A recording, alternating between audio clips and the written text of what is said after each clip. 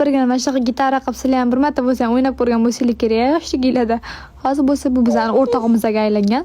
Auditoriyam meni uborka videolarimni juda ham yaxshi ko'rishadi, lekin oxirgi paytda uncha ko'p uborka videolar olmayapman, chunki qizim bilan ko'p ovora bo'laman, uy ishlari bilan band bo'lib, uborkalarni, videolarini olishga sal qiynalaman. Bugun sizlarga bir vaqt ajratib uborka videolarimni oldim qizlar.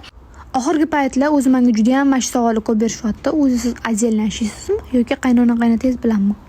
Bemalol blog yurg'izsiz, xohlagan joyingizga chiqasiz, ko'chalarga chiqasiz, eringiz bilan aylangan chiqasiz, bolangiz bilan chiqasiz. Hech kim sizga hech narsa demaydi. Значит, siz ajinda turasiz deb yozib qoldilar bir kun bitta obunachim. Hamma ishlarimni bemalol qilganimga, blog yurg'izganimga, ko'chaga bemalol chiqqanimga demaysiz, men ajinda turadi deb o'ylarkansiz dedim. Hamma siz ajinda turadi deb o'ylardim dedilar. Va bu savolni juda ham ko'p obunachilarim berishdi.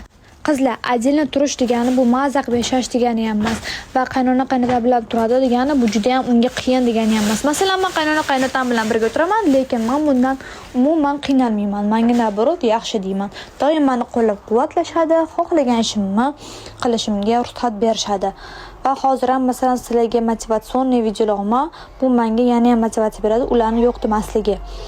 Sizlar aytishingiz mumkin, oddiy uborka video ko'rib. Yo'q, aslida lekin men auditoriyam uborka videolarimni siz bizga motivatsiya beryapsiz. Uborka qilgim kelmay o'tirdim, sizni ko'rib uborka qilib bordim. Yana ko'p qo'ying shunaqa uborka videolardan deb menga yozishadi. Yana qizlar sizlarga bitta narsani aytib o'tmoqchi edim.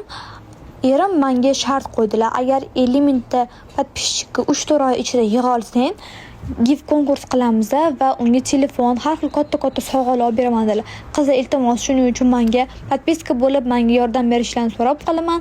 Podpiska bo'lgan hammaga rahmat, prosmotr uchun hammaga rahmat. Sizlarni yaxshi ko'raman.